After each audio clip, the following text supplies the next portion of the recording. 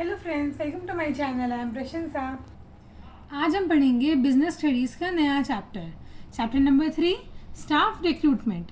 तो इस चैप्टर में हम पढ़ेंगे कि किसी भी स्टाफ को रिक्रूट कैसे किया जाता है। वो जब अप्लाई करता है कोई भी स्टाफ, तो उसको शॉर्टलिस्ट करने के बीच का प्रोसेस क्या होता है या उस प्रोसेस को क्या बोलते हैं, हम उसको स्टडी करने वाले हैं। तो इस चैप्टर में हम सबसे पहले मीनिंग और डेफिनेशन पढ़ेंगे रिक्रूटमेंट का। तो रिक्रूटमेंट के मीनिंग क्या है? Recruitment means identifying the sources of required staff and contacting the sources to attract the sufficient number of candidates from which the choice can be made.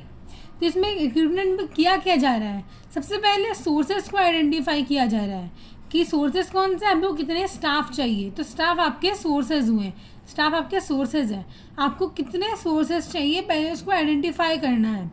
फिर उस sources को अपने पास ऑक्यूपाई करने के लिए एट्रैक्शन का काम चालू करना है, मतलब sufficient number of candidate choose करने हैं, कितने हमें हायर करने हैं। और उस हायर करने वाले कैंडिडेट्स में से जो लोग अप्लाई करेंगे, उन अप्लाइड वंस में से आपको डिसीजन बनाना है, चॉइस बनाना है। तो इस प्रोसेस को हम बोलते हैं रिक्रूटमेंट। सबसे पहले आप अपनी कंपनी में देखते हो कि आपको कितने लोगों की ज़रूरत है। उसके बाद आप अपना पोर्टल ओपन करते हो जहाँ पे लोग अप्लाई करती हैं, और फिर अप्लाइड कैंडिडेट्स में से आप कुछ लोगों को चूज़ करते हो। वो होते हैं चॉइस, जो शॉर्ट लिस्ट हो जाते हैं। जैसे पिक्चर में दिखाया जा रहा है, पहले सब लोगों ने अप्लाई किया है, फिर शॉर्ट लिस्ट किया जा रहा है किसी कुछ सीवी को। तो पिक्चर बेस्ड क्वेश्चन आजकल आते हैं, इसलिए बुक में जो पिक्चर दी हुई है वो काफ़ी इंपॉर्टेंट है। तो ये मीनिंग है रिक्रूटमेंट का। अब यहाँ पे दो दिए हुए हैं डेफिनेशन, आप कोई भी ले सकते हैं। हम एडमिन फ्लिप ओवर करते हैं क्योंकि ये थोड़ा छोटा है। वो कहते हैं कि recruitment is a process of searching for a prospective employees and stimulating them to apply for a job in a organization. क्या बोल रहे हैं उन्होंने कि रिक्रूटमेंट एक प्रोसेस है। रिक्रूटमेंट को उन्होंने एक प्रोसेस बताया है जिसके अंदर हमें प्रोस्पेक्टिव एम्प्लॉयज़ को सर्च करना है। प्रोस्पेक्टिव एम्प्लॉयज़ मतलब जो जिस काम के लिए सूटेबल है, ऐसे एम्प्लॉयज़ को सर्च करना है। और जब वो अप्लाई करेंगे जॉब के लिए, तब उनको डिसीज़न लेके, मतलब उनको रखना है कि नहीं रखना है, वो डिसीज़न लेके उनको जॉब के लिए स्टिमुलेट कर देना है, मतलब रख लेना है ऑर्गेनाइजेशन के अंदर। तो ये डेफिनेशन हो गया और ये मीनिंग हो गया रिक्रूटमेंट का। अब हम बढ़ते हैं कैरेक्टरिस्टिक्स ऑफ रिक्रूटमेंट। रिक्रूटमेंट की कैरेक्टरिस्टिक्स क्या क्या होते हैं, वो क्या क्या टाइप्स के होते हैं। तो रिक्रूटमेंट इज़ अ प्रोसेस। सबसे पहले हमारे डेफिनेशन में जो बताया गया था कि रिक्रूटमेंट एक प्रोसेस है, और प्रोसेस का दूसरा नाम ही है सीरीज ऑफ एक्टिविटीज़। आप कुछ भी लिख सकते हो। रिक्रूटमेंट इज अ प्रोसेस और series of activities rather than single act on event. ये एक सिंगल एक्ट नहीं है। यहाँ हम सिर्फ चूज़ नहीं कर रहे हैं एम्प्लॉयज़ को, यहाँ हम सिर्फ आइडेंटिफाई नहीं कर रहे हैं। ये एक पूरा प्रोसेस है, इसमें स्टेप बाय स्टेप काम किया जाता है, सिंगल एक्ट इवेंट नहीं है। तो ये पहला कैरेक्टरिस्टिक हो जाता है कि recruitment is a process. Next characteristic होता है recruitment is a linking activity. Linking activity मतलब लिंक एक्टिविटी में जॉब, जो भी एम्प्लॉयर है और जो जॉब सीख कर रहे हैं, मतलब जो प्रोस्पेक्टिव एम्प्लॉयज़ हैं, ये दोनों लोग साथ में आते हैं। किसी भी एम्प्लॉय को पता नहीं चलेगा बाहर कौन कौन से लोग हैं जब तक वो ये चूज़ नहीं करेगा कि हमें रखने कितने को है। अगर नए लोग जब तक नहीं आएंगे तब तक एम्प्लॉयर को नहीं पता चलेगा कि कितने सारे लोग वैकेंसी के लिए बैठे हुए हैं। तो ये एक लिंकिंग के जैसे फॉर्म करता है, जो रिक्रूटमेंट एम्प्लॉयर और एम्प्लॉयज़ के बीच में एक्टिविटी बेस करता है। अब हमारा नेक्स्ट कैरेक्टरिस्टिक है कि रिक्रूटमेंट एक पॉजिटिव फंक्शन है। बहुत इंपॉर्टेंट है ये टॉपिक कि रिक्रूटमेंट को एक पॉजिटिव फंक्शन बोलते हैं। क्यों बोलते हैं? क्योंकि यहाँ पे कोई भी अप्लाई कर सकता है। जैसे यहाँ अगर एक पोर्टल ओपन किया गया है तो यहाँ पे कोई भी अप्लाई कर सकता है। मैं भी अप्लाई कर सकती हूँ, आप भी अप्लाई कर सकते हो, या कोई बच्चा भी अप्लाई कर सकता है। एप्लीकेशन हर किसी के लिए ओपन है, वो कोई भी अप्लाई कर सकता है। लेकिन जब सिलेक्शन की बारी आती है तो वहाँ से अप्रोप्रिएट कैंडिडेट को उठाया जाता है। जो कैंडिडेट अप्रोप्रिएट रहेगा उसको चूज़ किया जाएगा, जो अप्रोप्रिएट रहेगा उसको चूज़ करके उसको आगे प्रोसेस के लिए डाला जाएगा। इसलिए रिक्रूटमेंट को एक पॉजिटिव प्रोसेस बोलते हैं, क्योंकि यहाँ पे कोई भी अप्लाई कर सकता है, हर पर्सन एलिजिबल होता है। नेक्स्ट कैरेक्टरिस्टिक आता है, एक the basic purpose of recruitment है कि पीपल के जो सोर्सेज हैं उनको लोकेट करना। मतलब जो जॉब रिक्वायरमेंट्स वगैरह है जो पीपल को अट्रैक्ट कर सकती है, ऐसी रिक्वायरमेंट्स को डालना ताकि एम्प्लॉयर को भी मिल जाए और एम्प्लॉयज़ को भी अपने रिक्वायरमेंट्स पूरे कर पाएँ, दोनों जगह सूटेबिलिटी बनी रहे। इसलिए ये बेसिक पर्पस होता है जॉब रिक्वायरमेंट्स का।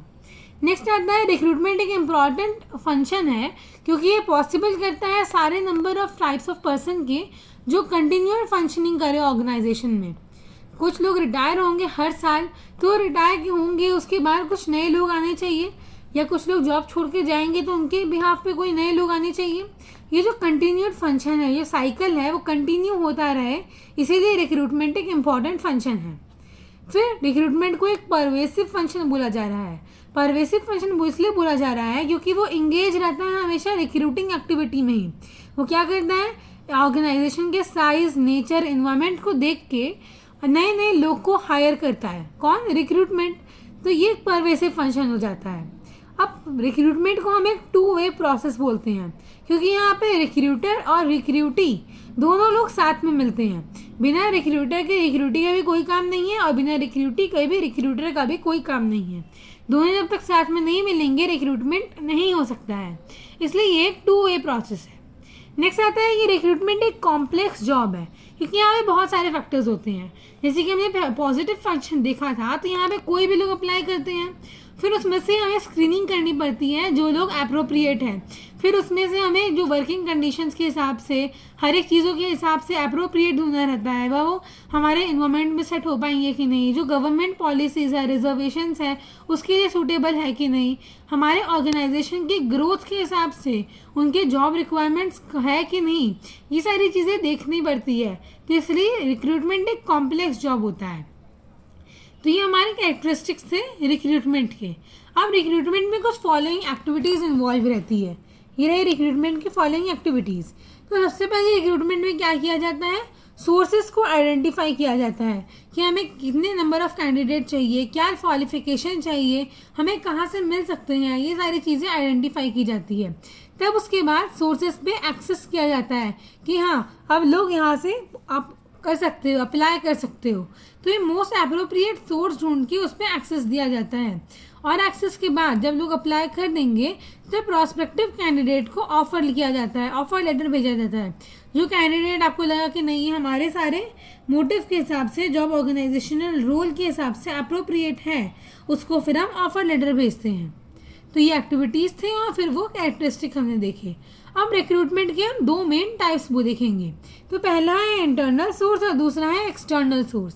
इंटरनल सोर्स मतलब होता है वो सोर्स होते हैं जो पूरे ऑर्गेनाइजेशन के अंदर से ही हम देखें, किसी भी एम्प्लॉय को हम बाहर से हायर नहीं करेंगे। ये रिक्रूटमेंट का इंटरनल सोर्स होते हैं। कैसे हम हायर करेंगे? पहला वे है प्रमोशन। प्रमोशन एक सोर्स है जिसके थ्रू एम्प्लॉयज शिफ्ट होते हैं, लोअर जॉब से हायर जॉब की तरफ वो शिफ्ट होते हैं। जब उनकी पे इंक्रीज होती है, स्टेटस, रिस्पॉन्सिबिलिटी सब इंक्रीज होती है। जैसे कि अगर आपको पता चला है कि आपके ऑर्गेनाइजेशन में हायर लेवल पे वैकेंसीज है, मतलब पोस्ट खाली है, और आपको अपने ऑर्गेनाइजेशन में देखने में मिला कि लोअर लेवल पे कुछ लोग जो काम कर रहे हैं वो सूटेबल है कि वो हायर पोस्ट पे जाके बैठ सकते हैं, तो आप उनके प्रमोशन कर दोगे। इससे क्या होगा, आपको बाहर से लोग लाने की भी ज़रूरत नहीं पड़ेगी। जो लोग आपके ट्रस्टवर्दी हैं वही आगे जाएंगे, उनके पे स्टेटस, रिस्पॉन्सिबिलिटी भी इंक्रीज हो जाएगी और आपकी वैकेंसी भी फुलफिल्ड हो जाएगी। तो ऐसा कुछ प्रमोशन का वे चलता है। नेक्स्ट आता है ट्रांसफ़र। ट्रांसफ़र का मतलब होता है कि एम्प्लॉय को एक जॉब से दूसरे सिमिलर जॉब में ट्रांसफ़र कर दिया गया है, जिसमें पे, स्टेटस, रिस्पॉन्सिबिलिटी इंक्रीज नहीं होती है। जैसे सिटी चेंज कर देना, जैसे एक ब्रांच से दूसरे ब्रांच में चेंज कर देना, कंट्री चेंज कर देना, ये सारी चीज़ें ट्रांसफ़र के बेसिस पे आती है।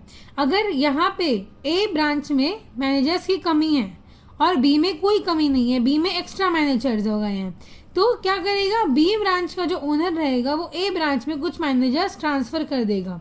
इससे मैनेजर ही बन के वहाँ जाएगा, उसकी पे, स्टेटस, रिस्पॉन्सिबिलिटी इंक्रीज नहीं होगी, बस उसका ट्रांसफ़र हो जाएगा। तो ये ट्रांसफ़र चलता है ऐसे, जिसमें वैकेंसी फुलफिल हो जाती है लेकिन स्टेटस, पेमेंट, ये सारी चीज़ें सेम रहती है।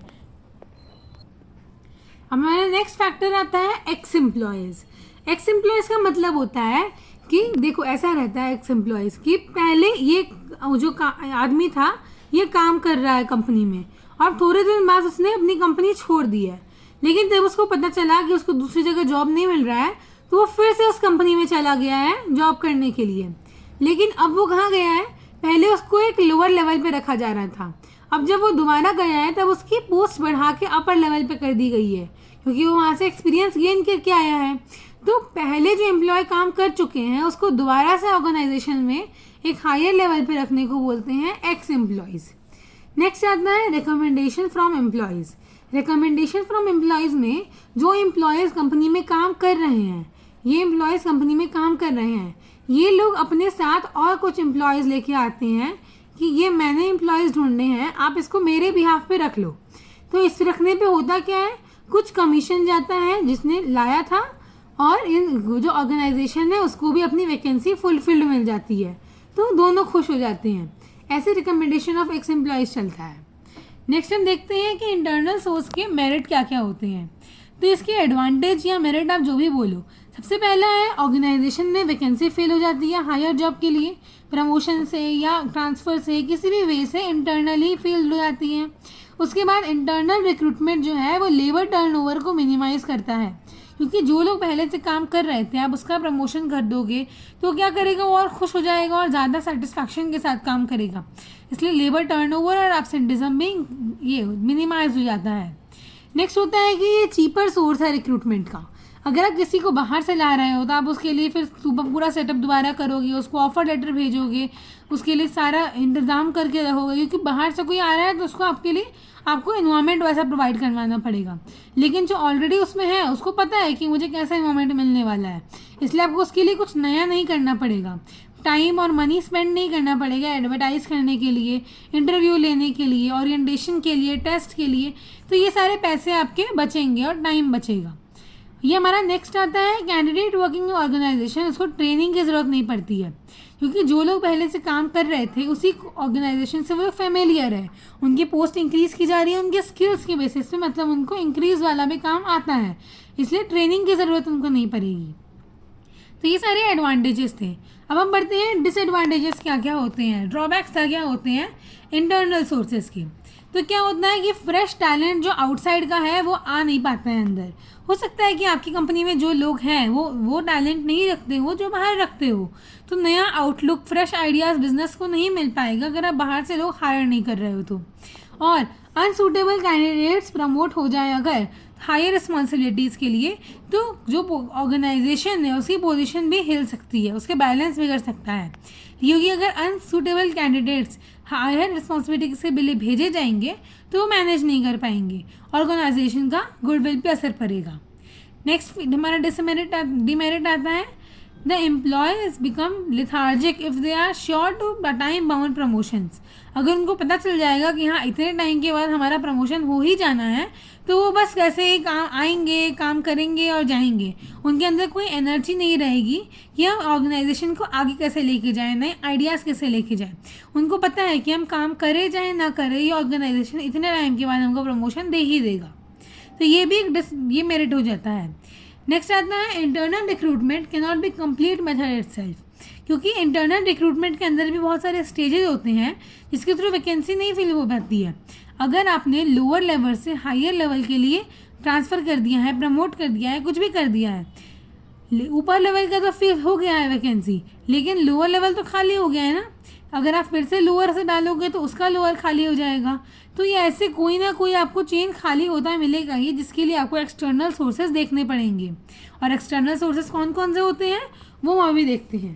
तो एक्सटर्नल सोर्सेज होता क्या है? एक्सटर्नल सोर्सेज एक ऐसा सोर्स है जिसके थ्रू हम क्या करते हैं, एंटरप्राइज को बाहर से लोग ला के देते हैं। अब बाहर से लोग आएंगे कैसे? बाहर से लोग आएंगे वैकेंसीज का ये करके, एडवर्टाइज करके। सबसे पहली बात, किसी भी चीज़ का एडवर्टाइजमेंट देखते हो आप लोग, न्यूज़पेपर में देखते हो, मैगजीन में होता है, जर्नल, ऑडियो, टीवी। आज वह सोशल मीडिया और मोबाइल सबसे अच्छा सोर्स बन चुका है एडवर्टाइजमेंट का। मैगजीन, रेडियो में तो आजकल कोई देखता ही नहीं है। तो ये क्या तरीका होता है जिससे स्टाफ रिक्रूटी को रिक्रूट कर सकता है। एम्प्लॉयमेंट न्यूज़, पहले एक न्यूज़पेपर, स्पेशल न्यूज़पेपर बनाई जाती थी, एक पैम्पलेट था न्यूज़पेपर के अंदर एम्प्लॉयमेंट न्यूज़, उसके अंदर सारे एम्प्लॉयमेंट जहाँ जहाँ वैकेंसी खाली है हर जगह की वहाँ पे न्यूज़ देती होती थी और लोग अपने जॉब रिक्वायरमेंट के हिसाब से वहाँ अप्रोप्रिएट ऑर्गेनाइजेशन को कांटेक्ट किया जाते थे। तो एडवर्टाइजिंग एक कन्वीनियंट और इकोनॉमिकल सोर्स है रिक्रूटमेंट का। ये large pool of candidates her part of country से प्रोवाइड करवाता है और जिसके बाद हम अप्रोप्रिएट सिलेक्शन कर सकते हैं। कहाँ से दिखाना? नेक्स्ट पॉइंट है कैंपस रिक्रूटमेंट।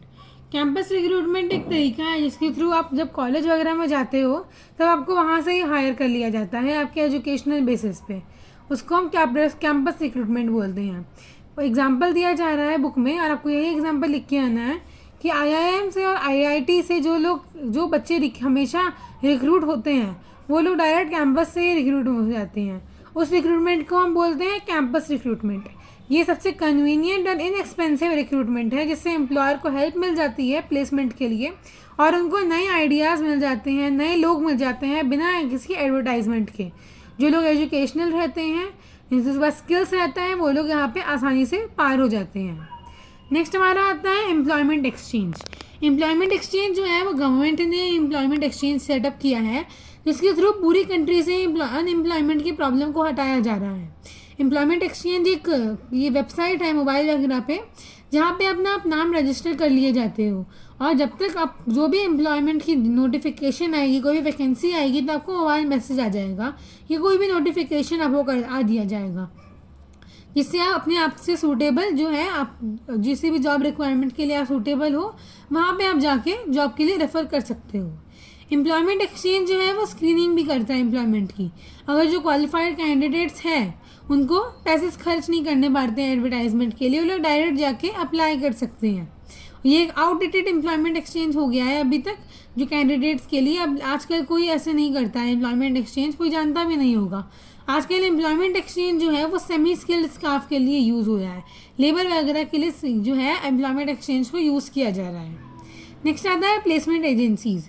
प्लेसमेंट एजेंसीज एक टाइप की एजेंसी होती है जैसे ABC कंसल्टेंट, ठीक है, ABC कोई भी कंसल्टेंट है, AF Ferguson associate, SB Bilimora को, ये सारे जो एजेंसीज हैं ये सारे रिक्रूटमेंट प्रोवाइड करते हैं। अगर आप अपना नाम यहाँ पे रजिस्टर करवाओगे या यहाँ से पढ़ के निकलोगे, कुछ भी आप इनके साथ कर रहे हो तो ये आपको जॉब दिलवा के ही छोड़ेंगे या आपको अगर कोई लोग चाहिए तो आपको देंगे।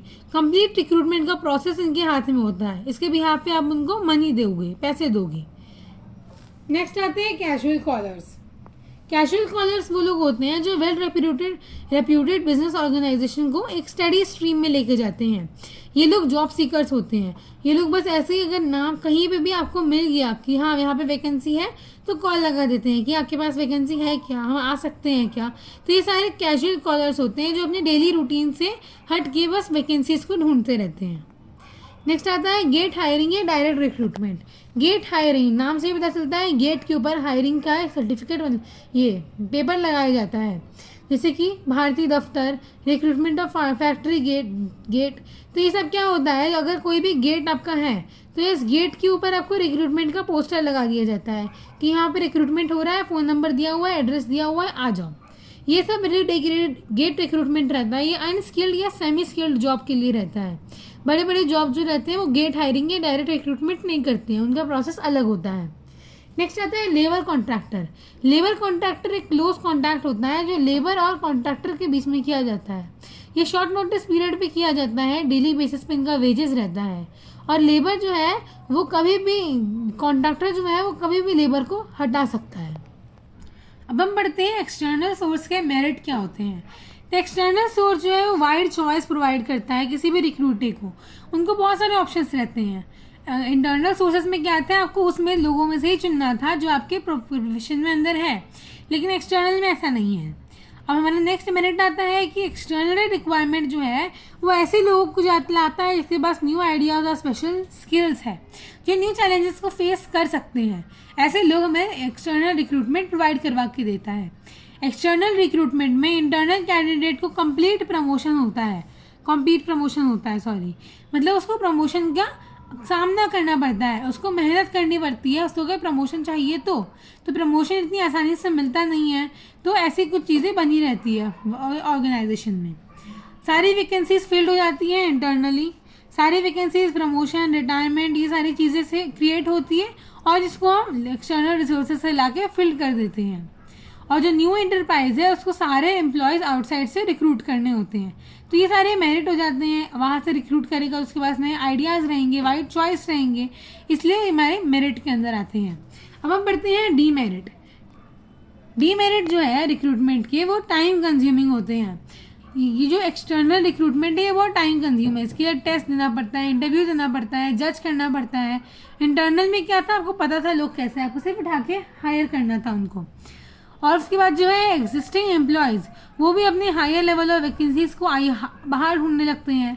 अगर आप उनकी प्रमोशन नहीं करोगे, बाहर से ही लोग ला के रख दोगे, तो बिना प्रमोशन के कौन इतने नामी कंपनी में काम करेगा। तो आपको बहुत सारी चीज़ें देखनी पड़ती है, इसलिए ये भी एक डीमेरिट हो जाता है। फिर हमारा नेक्स्ट डीमेरिट है कि कैंडिडेट जो बाहर से आते हैं उनको स्टाफ नहीं पता है, एंटरप्राइज नहीं पता है, इसलिए उनको ओरिएंटेशन करवाना पड़ता है ताकि उनको ऑर्गेनाइजेशन में एक होम जैसी फीलिंग आए, ताकि वो आराम से काम कर पाए। उसके बाद गारंटी नहीं है कि जो रिक्रूट एंटरप्राइज है वो सारे क्वालिफाइड एम्प्लॉयज़ ही लाए हैं। हमारे CV पे क्या लिखा हुआ है, वो हमें इंटरव्यू में क्या बोल रहा है, उससे फ़र्क नहीं पड़ता है। जब वो काम करेगा तब वो कैसा काम करेगा उससे पता चलता है कि वो क्वालिफाइड है कि नहीं है। अब हम बढ़ते हैं ई रिक्रूटमेंट। ये एक अलग कंसेप्ट है। ई रिक्रूटमेंट मतलब इलेक्ट्रॉनिक रिक्रूटमेंट। ये आजकल बहुत पॉपुलर हो रहा है। आजकल किसी के पास एम्प्लॉयमेंट न्यूज़ नहीं आती है, कोई एम्प्लॉयमेंट एक्सचेंज नहीं जाता है, कोई गेट हायरिंग नहीं दिखता है, सब लोग मोबाइल देखते हैं। तो मोबाइल देखने के लिए मोबाइल में भी वैकेंसीज को ढूंढते हैं जिसको ज़रूरत है। तो ये एक ऑनलाइन रिक्रूटमेंट प्रोसेस है जो बहुत इफेक्टिव है और इकोनॉमिकल है किसी को भी रिक्रूट करने के लिए। इससे बहुत सारे बेनिफिट्स भी होते हैं और लिमिटेशंस भी होते हैं। तो पहले हम बेनिफिट्स देखते हैं। जो बेनिफिट्स हैं इसके, ये रिक्रूटमेंट पर कैंडिडेट थोड़ा लो हो जाता है। जितना पैसे बाहर में खर्च करेंगे, गेट हायरिंग, एडवर्टाइजिंग की खर्च करेंगे, वो हम डायरेक्ट ई रिक्रूटमेंट में खर्च करते हैं। ऐसा नहीं है इनको पैसे नहीं देना पड़ता है, पैसे ये लोग देते हैं, लेकिन इनका कॉस्ट कम हो जाता है। उसके बाद लेस टाइम लगता है रिक्रूटमेंट में, इनका टाइम भी कम हो जाता है रिक्रूटमेंट का। अब रिक्रूटमेंट में होता क्या है, इसके ई रिक्रूटमेंट के बेनिफिट्स कि लेस टाइम रिक्वायरमेंट रहता है, रिक्रूटमेंट को कम टाइम लगता है, इसलिए ये भी एक बेनिफिट हो जाता है। नेक्स्ट होता है कि बहुत सारे पीपल आपसे मिलने नहीं आते हैं और आपको जो क्वालिटी चाहिए वो आपको एक बार में पता चल जाता है। आपको बहुत सारे स्क्रीनिंग नहीं करनी पड़ती है, बहुत सारे CVs नहीं झाँकने पड़ते हैं, तो ये भी एक बेनिफिट हो जाता है। और फिर ये जो प्रोसेस है रिक्रूटमेंट का, ये काफ़ी एफिशिएंट बन जाता है ई रिक्रूटमेंट की हेल्प से। तो ये सारे बेनिफिट्स थे, क्या ये थे एडवांटेज थे ई रिक्रूटमेंट के। अब हम पढ़ते हैं लिमिटेशन क्या होते हैं ई रिक्रूटमेंट के। ये है कुछ लिमिटेशंस रिक्रूटमेंट के। जो लिमिटेशंस है वो कहते हैं कि जो एम्प्लॉयर है और जो जॉब सीकर है दोनों के पास इंटरनेट और इंट्रानेट दोनों की फैसिलिटी होनी चाहिए। ये दोनों क्या होते हैं हम आगे पढ़ने वाले हैं। और दोनों के इलेक्ट्रॉनिक मीन्स चलाना आना चाहिए, आजकल किसको नहीं आता है। उसके बाद जो है वो है मनी की बात। मनी इन्वेस्ट होनी चाहिए अपनी वेबसाइट क्रिएट करने में, या जो आप जॉब पोर्टल पे अप्लाई कर रहे हो उसको आपको कुछ मनी देना पड़ेगा। नेक्स्ट आता है कि ह्यूमन टच का लैक हो जाता है, यहाँ पे ह्यूमन टच नहीं रह पाता है ई रिक्रूटमेंट में। नेक्स्ट सोर्सेज है इंटरनेट और इंट्रानेट, जिसकी हम यहाँ बात कर रहे थे कि जॉब सीकर को दोनों का चाहिए रहता है एक्सेस। तो इंटरनेट किसको नहीं मालूम है क्या होता है। इंटरनेट होता क्या है वैसे, बहुत सारे बड़े बड़े ऑर्गेनाइजेशन अपना इंटरनेट यूज़ करते हैं, जैसे लेते वो एयरटेल से, जियो से, ऐसे किसी कंपनी से ही है, लेकिन वो अपने कंपनी के अंदर अपना वाईफाई इंस्टॉल करवा के रखते हैं, या ऐसा इंटरनेट जो उनके एम्प्लॉयज़ ही यूज़ कर पाए, उनका पासवर्ड पता रहेगा और फिर वो यूज़ कर पाएंगे। तो इससे होता क्या है, जितने भी चीज़ें ऑर्गेनाइजेशन की हैं वो डेटा ऑर्गेनाइजेशन के हर एक तक पहुंच जाती है, वो किसी के भी थ्रू हो जाए, लेकिन नोटिफिकेशन हो, मोबाइल मैसेज हो, कोई वो आ जाए, नोटिफाई आ जाए, या किसी के भी थ्रू हो, लेकिन हर एक डेटा किसी न किसी तक पहुंच जाती है।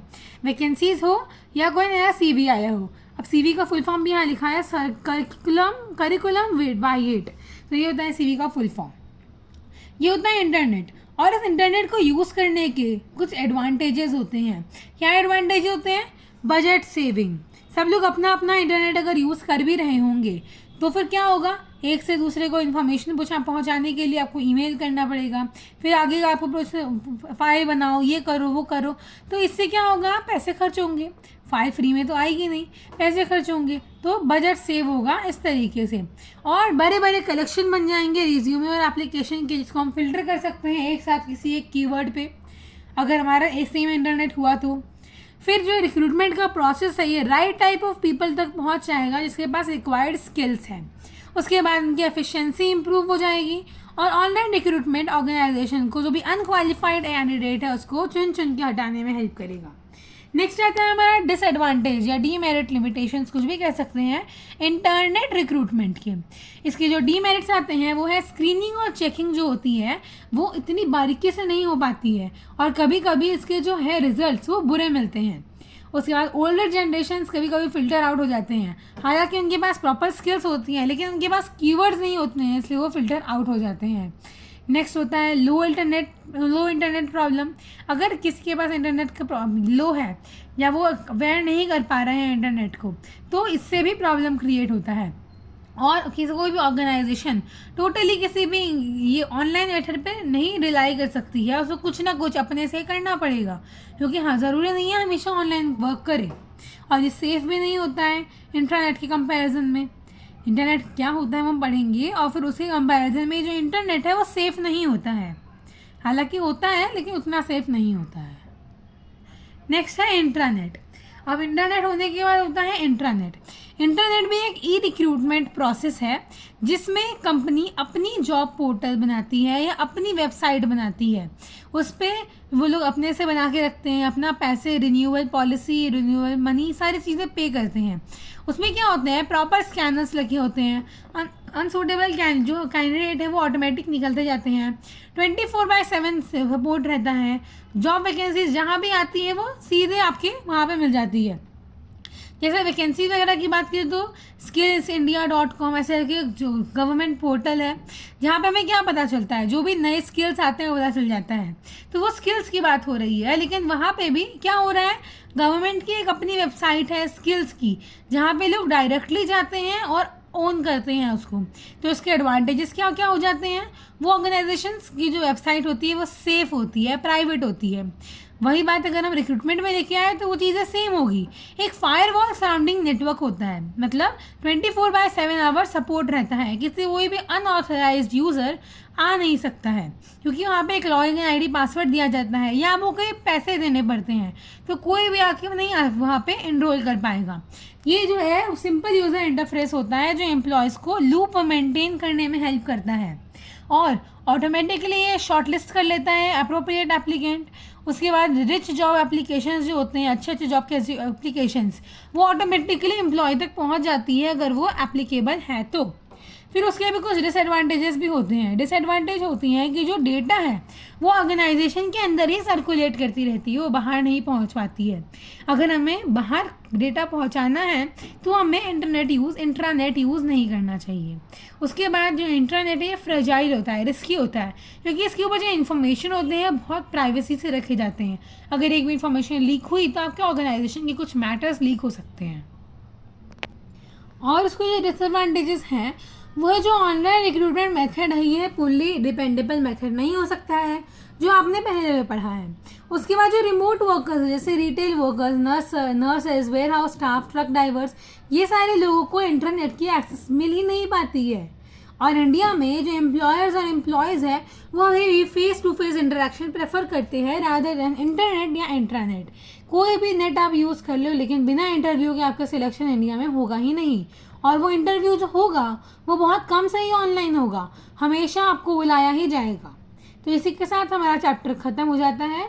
कुछ टॉपिक्स इस चैप्टर में थे जो हमने अच्छे से कवर किए हैं, फिर भी आपको कोई डाउट है तो आप कमेंट करना। Thank you for watching this video. Like, subscribe.